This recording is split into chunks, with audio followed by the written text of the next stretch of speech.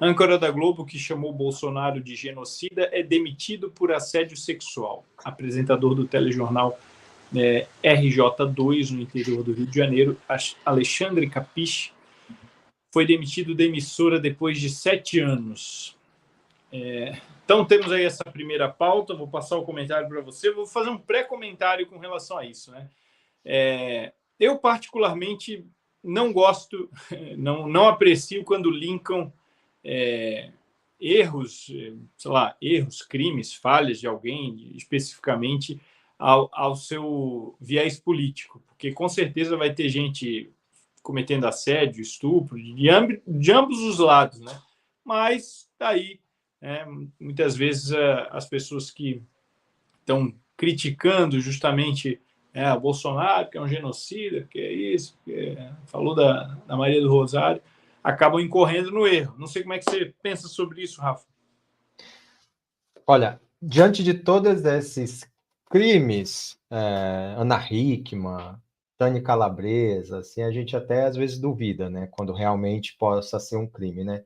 E aí eu fui apurar mais informações sobre isso e eu achei algumas coisas aqui mais que não sei, eu não estou fazendo nenhuma acusação leviana aqui, mas é preciso apurar, né? Mas aqui, por exemplo, no RJ Interior, eles detalham muito mais, muito melhor essa situação do que da Revista Oeste, né? Que até o marido de algumas das vítimas, não foram só uma, foram várias, né? Dessas vítimas foi lá e ele se escondeu lá na sala da empresa que ele trabalhava, enfim. Mas vamos ampliar aqui esse comentário a respeito disso, né? Olha, como a gente vê, ele era um anti-Bolsonaro, né? Essa palavra bolsonarista é igual a que o Ludwig von Mises explica quando, igual a palavra capitalismo, né? Tem a mesma conotação. A palavra capitalista, que se refere ao livre mercado, ela é uma conotação pejorativa criada justamente pelos que são contra o livre mercado, né? Isso está lá no livro O Socialismo, do Ludwig von Mises. Então, essa expressão bolsonarista eu não gosto muito, né, por apoiar o atual presidente, o ex-presidente Bolsonaro. Pois bem, então, toda vez que a gente vê um moralista, principalmente que trabalha na Globo, principalmente, eu acho que eu falo com toda, eu acho não, eu imagino que eu tenho toda a certeza que eu estou falando, 95% dos que trabalham ali sempre tem um pezinho nesse tipo de coisa, né? Eu bem sou testemunha de quando eu morava em Londres, do tanto que eu vi de gente que trabalhava na Globo que se prostituía, que usava drogas, que isso, só coisa que não presta. Pois bem, a gente sabe que os responsáveis pela criação do movimento feminista, lá no protofeminismo, foi Marquês de Sades e Godwin, que eles, juntamente com a Mary Wollstonecraft, eles foram os responsáveis, o que deram o pontapé final para isso que a gente conhece hoje como feminismo. Homens. Por que eu estou fazendo essa associação? Porque, percebam-se, aqueles que falam sobre moralismo, sobre direitos, são justamente aqueles que não seguem nada. Tanto que o Marquês de Sades, lembra? Sadomasoquismo, Marquês de Sades, tem muito a ver com essas coisas. Já Mary Wollstonecraft foi uma das primeiras feministas, assim, desde o proto-feminismo. Quem explica bem isso é a professora Ana Campanhola, a deputada Ana Campanhola. Ela foi basicamente usada por essa galera justamente para promover essa deturpação da moral e da família. Eu estou mencionando isso porque sempre por trás desse tipo de moralistas, como são essa galera que trabalha aí na Rede Globo de televisão e suas afiliadas, todos esses têm um pezinho aí nessa desconstrução do que a gente conhece na família. Aqui na Espanha, por exemplo, se você vai para a Catalunha, todos, eu digo todos porque eu acompanho, eu fico vendo essas porcarias justamente para me falar mal e fazer análise, faz parte do meu trabalho. Todos esses filmes promovidos pelo dinheiro público lá do governo da Catalunha e também pelas principais emissoras da Catalunha, todos esses são em prol da desconstrução do que a gente conhece de família. Depois que aparece um monte de gente aí abusando sexualmente um ao outro, a perversão sexual dentro das escolas, toda vez que a gente vê isso, não, isso é culpa do homem, isso é culpa do homem, que é o patriarcado que faz isso, mas a gente não vê a propaganda por trás disso. Eu estou estendendo meu comentário justamente porque é muito leviano da minha parte querer falar eu nem sabia quem é esse cara, né? Eu fiquei sabendo depois dessa reportagem e fui investigar. Mas a gente tem que ver o entorno de tudo isso, porque acusar um homem de violência sexual, isso sempre aconteceu, mas generalizar, vou dar um exemplo. Quando eu tinha uma rua que moravam 100 pessoas, apenas uma pessoa ali era violenta com a sua mulher, e essa pessoa apanhou no meio da rua. Agora, por causa dessa pessoa, eu vou generalizar a todos os homens? Aí a gente vê o caso do Neymar, o próprio Daniel Silveira, que comeu o pão que o diabo amassou, e também quem pagou a fiança dele foi aí o pezinho aí na Globo. São justamente, eu vou colocar entre aspas, vítimas do que a gente vê hoje como desconstrução de toda a moral que a gente conhece. Mas, pois bem, esse assunto é muito grande, isso já entra muito em perversão sexual, que o objetivo disso é justamente desconstruir essa estrutura social que a gente conhece entre homem, mulher e patriarcado. E daí, só que eles colocam o patriarcado como realmente vilão, e quando, na verdade, qual é o homem que vai ver uma mulher sendo estuprada e não vai fazer nada? Eu, particularmente, chegaria com a voadora, né? Como se diz aí no Brasil. Esse é meu comentário, Paulo. Obrigado, Rafa. Agradeço o comentário. Realmente é um assunto que ele ramifica aí para outras questões que são bem delicadas e que, infelizmente, hoje tem sido deturpado e usado de forma muitas vezes cruel com as pessoas que são os alvos dessas acusações, né? Vou pedir, Breno, para você só jogar na tela de novo a primeira pauta, só para a gente relembrar. A gente fez uma pausa um pouquinho maior e também para situar o jogo. A âncora da Globo, que chamou o Bolsonaro de genocida, é demitido por assédio sexual. Apresentador do telejornal RJ2, no interior do Rio de Janeiro, Alexandre Capiche, foi demitido da empresa depois de 7 anos. Então, temos essa primeira pauta. Eu vou fazer mais ou menos a mesma pergunta que eu fiz para o Rafa, fazer para você, Diogo. Você não acha um pouco perigoso? Eu, particularmente, não aprecio muito, mas, enfim, eu entendo que são ferramentas usadas pela mídia, mas essa questão de associar a pessoa que cometeu um crime, ela é associada ao seu espectro político, né? Fulano de tal que disse uma vez que Bolsonaro era genocida, agora chutou um gato. Aí, tipo, aí do outro... Porque eles fazem muito isso, né? Eu não sei, eu fico na dúvida. Pô, será que então a gente, já que eles fazem muito isso, vamos usar da mesma ferramenta ou não? Vamos ser corretos, entendendo que isso pode acontecer em qualquer âmbito e espectro político? Qual que é a tua opinião, Diogo? Eu vou abordar 3 aspectos sobre essa notícia e eles são relativamente rápidos. O primeiro é esse que você colocou. A politização do indivíduo é uma das ferramentas para perseguição, é base para perseguição. Que a politização viabiliza a descivilização do indivíduo e a desumanização, quando você tem menos direitos humanos e menos direitos civis.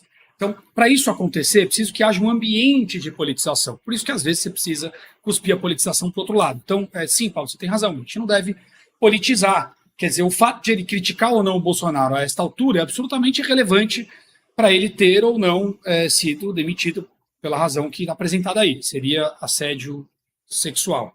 Agora, claro que a gente não pode deixar de observar as informações. E, nesse sentido, a informação de ele ser crítico ao Bolsonaro tem bastante relevância. E eu vou para o segundo aspecto.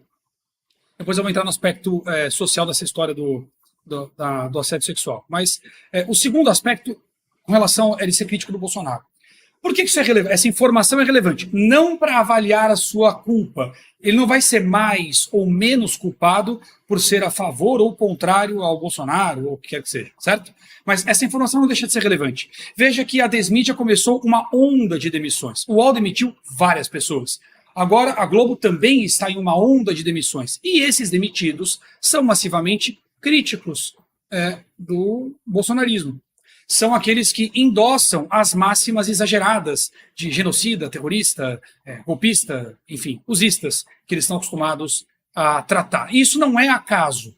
Veja que as linhas editoriais desses veículos, no ano passado nós tivemos 2 matérias que ninguém se lembra, editoriais, tanto do Estadão quanto da Folha, batendo no regime. Só 2 no ano inteiro. E nós tivemos algumas matérias ou colunas de jornalistas específicos nesses mesmos veículos criticando ou o problema econômico do PT ou o abuso do judiciário. Eu costumo dizer que são as migalhinhas de pão. É aquela matéria que você deixa no caminho para costurar depois. É a semente da legitimidade para a mudança de posicionamento. E o editorial distancia o veículo dos jornalistas. Por que isso é importante? Para pessoalizar as críticas que o jornal não quer mais carregar. Esse é o caminho. Veja que a abordagem de crítica ao regime agora, inclusive, valida todo tipo de abuso até 2022. E por quê? Porque se eles criticarem em 2022, bom, haverá um contrassenso. Afinal, só foi possível cometer os abusos que cometeram até o final de 22 porque o Desmedium parou. Como é que faz? Para livrar-se disso é preciso tempo. É preciso tempo para transformar a posição da Desmídia até 2022, não dos veículos, não da Desmídia como um todo, mas de jornalistas, pessoas. E os icônicos, os mais famosos, serão a cereja do bolo. Figuras como Mônica Bergamo, como Miriam Leitão, essas figuras que emblematicamente associaram-se a essas agendas críticas e de passapanismo devem ser a cereja do bolo. Mas é preciso que haja um bolo para se colocar a cereja. Esses jornalistas que vão embora agora são o bolo. Eles ajudam neste movimento de reposicionamento para o que parece inevitável, o fim deste projeto de regime, seja lá qual for o fim que se acomodará para isso. Então, no ano passado eu antecipei que haveria esse movimento. E para manter a coerência, eu mantenho a mesma leitura. É o que eu estou vendo agora. Quando eu vejo essa informação adicional, jornalista que criticava Bolsonaro demitido, não foi o único. Alguns medalhinhos, não medalhões, estão indo no mesmo sentido. Portanto, para efeito de análise de massa de demitidos, essa informação é relevante. Muito relevante. Vamos aguardar os medalhões. Por fim, o terceiro aspecto, que é o que você... E nós vimos isso, tá? Só para trazer um paralelo histórico. Vimos isso na época da Dilma, Paulo. A mudança de posição da mídia em relação ao governo petista da Dilma seguiu o mesmo modus operandi. Reposicionamento de jornalistas, trocando de veículos, demissões, matérias editoriais, artigos trazendo juristas, etc, etc, etc. Então, é a mesma fórmula, troca o valor das variáveis, adapte a temperatura do ambiente. É o que nós estamos vendo. Por fim, o terceiro aspecto que eu quero abordar é essa questão da acusação de assédio sexual. Isso virou uma ferramenta perigosa. Ela tem um aspecto cultural que mira em dificultar as relações humanas. Hoje em dia, você tem medo de se aproximar de uma moça num bar, por exemplo, para puxar papo. Você pode ser acusado de ser um stalker, um assediador. Só porque você sentou num café, achou a moça bonita, olhou um pouco para ela, levantou para conversar e, de repente, ela chama a polícia. E não é exagero. Teve um caso desse na França. O sujeito na França olhou para a moça no café, estava interessado nela, olhou por um tempo, levantou para se aproximar e foi acusado de assédio sexual. Então, se há uma agenda de desconstrução do que é o homem na sociedade, do que é a mulher na sociedade, das relações homem e mulher como um todo, é claro que dificultar a aproximação do homem em relação à mulher, tornar o homem refém do medo da aproximação faz parte do processo. E essa ultrassensibilidade para a caracterização do assédio sexual faz parte desta agenda. Portanto, ela é muito perigosa. E ela vira, num outro sentido, também uma ferramenta de perseguição política, conectando com o primeiro aspecto. Quer dizer, é uma acusação em que a mera palavra da mulher já tem um peso enorme, em que a caracterização do crime é absolutamente subjetiva e que aí sim, a depender da característica política do indivíduo acusado, ele pode ou não se complicar mais. Será que um indivíduo de esquerda que é acusado de um crime dessa natureza seria tratado por um juiz esquerdista da mesma forma que seria tratado alguém da direita? Então, há também um processo de segregação política associado ao processo de segregação social, que está associado, obviamente, a essa agenda de ultrassensibilidade do assédio sexual. Então, é um tema controverso e perigoso que conecta várias agendas culturais pelo mundo. Enfim, falei que ia ser rápido e não fui, né? Nunca consegui. Não tem problema. Paulo... Tempo... Isso que o Diogo falou são as microagressões, né? A microagressão ela é muito subjetiva. Isso ninguém sabe de onde se define o que é agressão ou violência sexual. Nesse caso, como ele falou no caso da França lá, Ninguém sabe, porque é subjetivo. Aí cabe ao juiz, que a maioria deles são juízes realmente progressistas ou de esquerda, a qualificar isso como assédio ou abuso, né? Mas criou-se dentro das universidades justamente essa questão de microagressão. Por exemplo, se eu que falo sobre essas questões de gênero, vou numa universidade e os transgêneros ali se sentirem ameaçados por mim, eles podem me acusar de uma microagressão e, consequentemente, no Brasil, né, vai saber, eu posso ser preso por crime racial, que no caso, o crime de transfobia é equiparado à injúria racial, né? Entendi. Tá certo. Obrigado pelo complemento, Rafa. Obrigado, Diogo. Equiparado sem lei. Perdão, não vou deixar passar. Pode. Equiparado sem lei. Transfobia não existe na legislação brasileira. Aliás, nem a homofobia existe, ela é resultado de uma decisão inconstitucional e ilegal do Supremo Tribunal Federal, que partiu do Luiz Roberto Barroso e que atropela o Congresso Nacional.